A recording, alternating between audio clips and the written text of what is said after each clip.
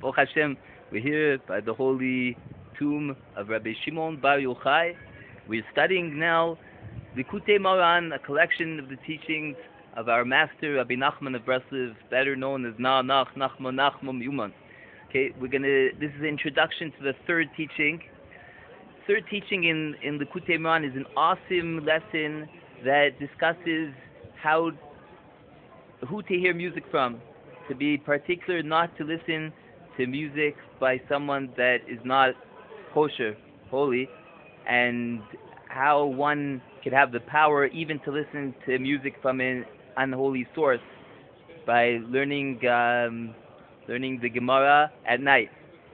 So the events that led to the revelation of this Torah were as follows. According to one account, at least, after Rabbi Nachman left the town of Zlatopoli, where there was a great controversy started against Rabbi Nachman by the Zayda, the grandfather, as he was called, who started a big campaign against Rabbi Nachman.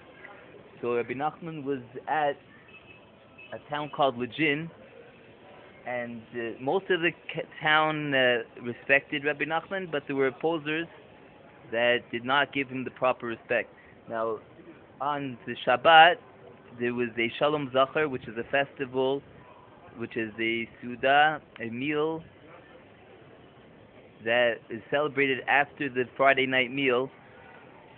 A person that had a newborn boy that week hosts the community, comes to visit him, and he honors them with refreshments, and they sing. And there was a Shalom Zachar. This event took place that Friday night, and Rabbi Nachman went to the event. And the custom was that the Chazan, the cantor, would honor everybody. He would sing some of the songs of Shabbat. And this particular Chazan, cantor, was an opposer, and he did not want to sing. But he had to come to the event because the host, person that threw the party, was a very powerful man, and he had to come. But he sat at the far end of the table and was not singing. And Rabbi Nachman, he motioned, and he to the master of the ceremony that the chazan should sing, the cantor should sing, but the cantor did not want to sing. He gave an excuse. He says, "I don't have a voice now." So Rabbi Nachman said, "I'll give him a voice." Now in Hebrew, the word voice, kol, not actually voice, it's like a call, because there's the actual speech and there's the sound that's projected from the throat. So the word kol, voice, is also can mean rumors. When people have bad rumors on them, it's called a kol. There's rumors about it. So Rabbi Nachman used this pun. He said he doesn't have a voice, I'll give him a voice. So at that particular time, other people began singing, and it went well, Baruch Hashem.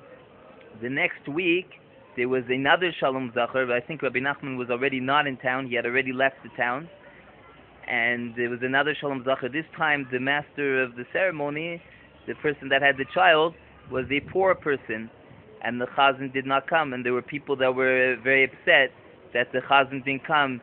Here he went, the previous week he went even to Rabbi Nachman's, where at an event that Rabbi Nachman was there, even though he was an opposer, because the master of the ceremony was wealthy and powerful, and they felt it was a disgrace that the cantor did not come just because the master of the ceremony was poor.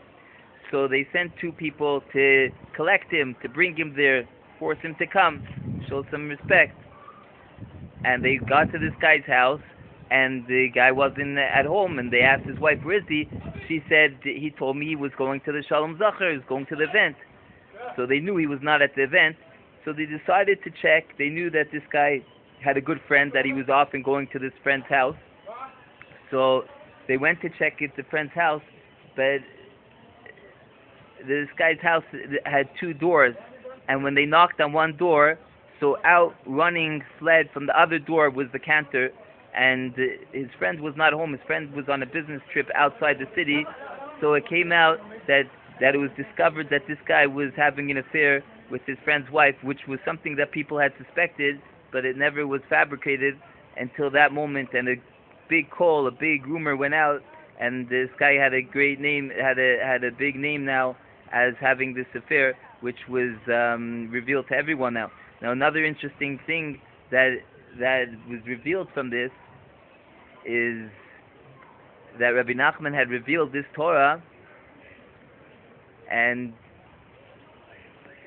in this Torah, Rabbi Nachman discusses where the voice is, where the voice comes from. That there are two birds, and in the house of the woman that he was having an affair, there were two birds that would make sounds, and this cantor would often say how he liked going to his friend's house just to hear the birds singing. And so this was a very open display of divine spirit that Rabbi Nachman had revealed, that this is the source of sound, because Rabbi Nachman had revealed this Torah before they had discovered that the cantor was having an affair. So now they saw how Rabbi Nachman's Torah was full of the divine spirit, and this cantor had to leave the town. He had to run away. And after this was revealed, so the town set up special learning to learn the Gemara at night, like Rabbi Nachman suggests in this Torah, that this is a protection from hearing music from an unholy source. There's another story, a little different version of along the same lines, that there was a cantor that wanted to sing by Rabbi Nachman, and Rabbi Nachman refused. And on Motzei Shabbat, in the Havdalah ceremony, when we separate between Shabbat and the rest of the week, so this cantor he started singing even without the consent of Rabbi Nachman. And previously Rabbi Nachman had actually said this Torah in which he indicated that he did not consider this cantor as a proper cantor, and that sort of disgraced the cantor. So he tried to get back by singing at the Havdalah ceremony when we separate between the Shabbat and the rest of the week. And when he got to the words of the song Cholfa Onas Minchasi, the time of my rest has transpired, he switched the word Minchasi, my rest, to Mitasi, which changes the whole meaning of the phrase, that I changed who I sleep with. And he basically openly disgraced himself very badly, and because people had previously suspected him also of having illicit affairs, and he basically he said these words. It was very incriminating, and he was so disgraced, in fact, he actually went and he became, I think, he went off, he took on a foreign faith. And years later, I think it was years later, Rabbi